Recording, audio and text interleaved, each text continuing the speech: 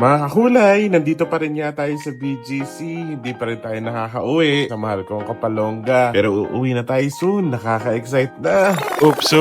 Pero bago yan, ito muna ang mga nangyari. Mga kulay, madaling araw. Nagutom kami ni Pikachu. Kung ano na pangalan nito sa vlog na to. Hanap kami ng 7-Eleven. Dito pa rin kami sa BGC. Sa bahay ko dito sa BGC. Sarap maglakad dito. Jogging past lahat. Hanap kami ng 7-Eleven. Doon banda doon meron. Nung hindi pa nagpa-pandemic, itong area na to, punong-puno ng mga tao. Ngayon, halos wala ka na makita, naglalakad eh. 7-Eleven kami, nakita na namin. Bili na kami 7-Eleven, to Coke Zero. Tapos marami dito, mga kulay ito, yung mover. Kagabi nga, nung madaling araw, nag-midnight snack tayo. Tapos natulog at pagkagising, hahanap na naman ng kakainan, aray mo. Dito pa rin tayo sa Bernie sa condo. Hanap tayo ng kakainan natin today. Ayan dito banda, sa diretso rito. Tapos sa taas, ang aking condo. Pag nandito kayo sa BGC, tapos nandito ako, sabihan nyo ako para libre ang inyong pagsistayan. Hanap lang kami ng kakainan ni Ronnie Boy. Ronnie Boy, pakita ka kasi. Tara. Tara, hanap tayo ng kakainan. Grabe, nakalimutan ko yung mga tao nga pala dito sa umaga, nakaporma, nakapang-office, samantalang ako sinyalas, baba lang kondo, kakagising lang, kain agad. Mga kulay, dito kami sa KFC, dito namin naisip kumain. Ang dami namin food, nagpatatlong meals kami. Yan ako,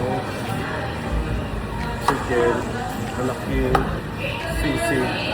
Tapos si Ron meron siyang fingers, alaking, saka chicken. tapos meron pa kaming french fries, kaya pa kalaki.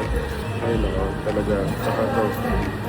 Ano kami growing kid, nagbabawi kami kasi parang nagkasakit niya. Kain tayo, sisig muna tayo mga kakulay.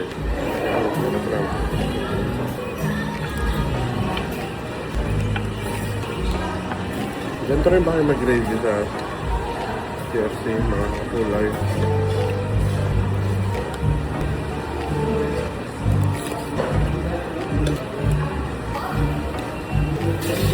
Malaki.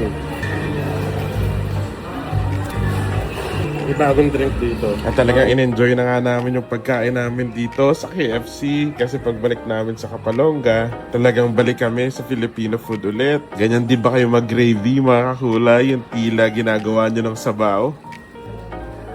Talagang wala nga kaming ginawa sa vlog na to kundi mag-food trip. Well, ganun talaga. Kailangan ng bodies namin mag-recover. Nag-lunch tayo kanina sa KFC. Nagpahinga ulit after para bang Pokemon lang.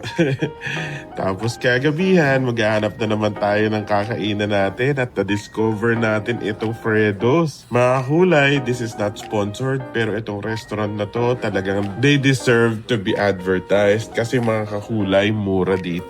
Mura ang mga pagkain pero mainit at masarap. Mura ang mga pagkain pero ang serbisyo mabilis. Talagang 2 thumbs up dito sa Fredos. Nung tinikman ko nga itong chicken pastel pie nila, medyo na-disappoint ako ng kaunti. At akala ko talagang hindi masarap ang pagkain dito. Pero nung pangalawang kagat ko, marami palang chicken sa loob. At nung natikman ko na yung mga pagkain nila, yung mga meals, talaga naman masarap at mura. Masarap at mainit, masarap at sulit. At higit sa lahat, uulitin ko lang, mabilis ang kanilang serving time. Yun nga, talagang 2 thumbs up itong Fredo sa atin mga kakulay. Kung nasa BGC kayo sa McKinley Hillside, puntahan nyo itong Fredos kung medyo nasa budget kayo. Natsambahan lang namin ito, nadaanan, at ng aming subukan, talaga namang panalo pala dito.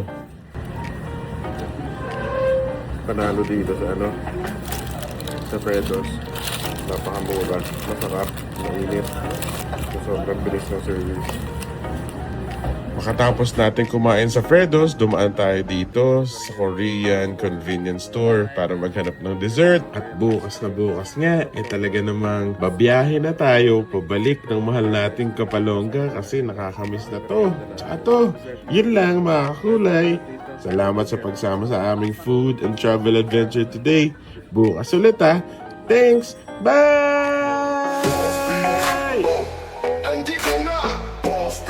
Laging na street, walang pa. Boss beat, boom, boom, walang ako'y dala